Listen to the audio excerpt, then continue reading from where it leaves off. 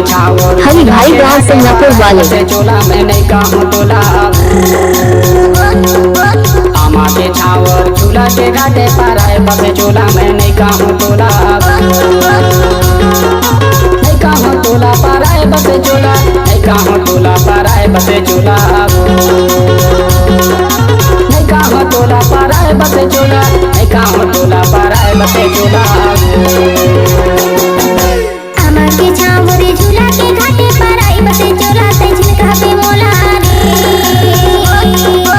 आमा के छावरे झूला के घाटे पर आई बसे चोला ते झिलका पे मोला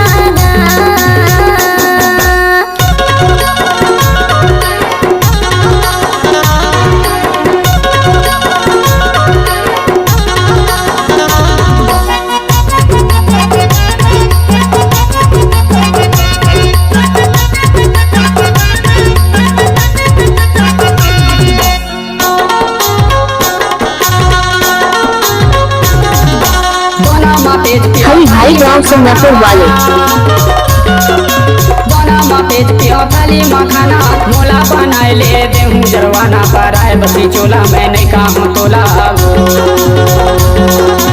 आमा के छावर झूला के घाटे पर आए बसे चोला मैं नहीं कहूँ तोला आमा के छावर झूला के घाटे पर आए बसे चोला मैं नहीं कहूँ तोला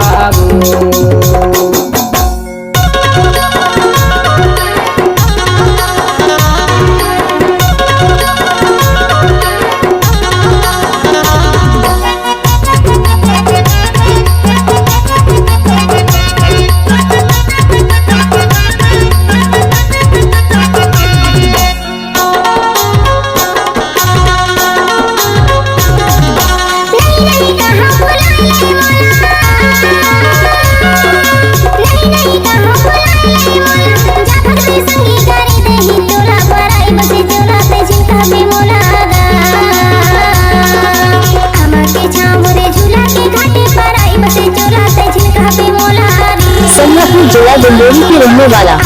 नीचे हरी भाई भोगे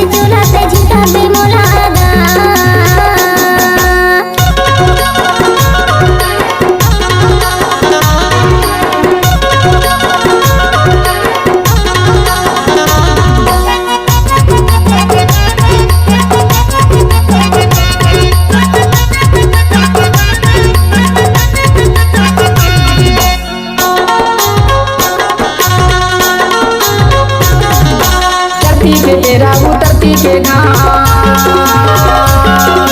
चरती के तेरा उतरती के घाम जबर से बाजी बुढ़िया हाथे गाँव पर आए बसे चोला में नहीं कहूँ तोला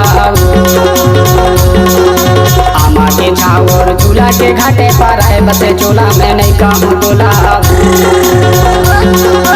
आमा के छावर झूला के घाटे पर आए बसे चोला में नहीं कहूँ तोला कहूँ तोला पर आए बसे चोला नहीं कहूँ तोला पर आए बसे चोला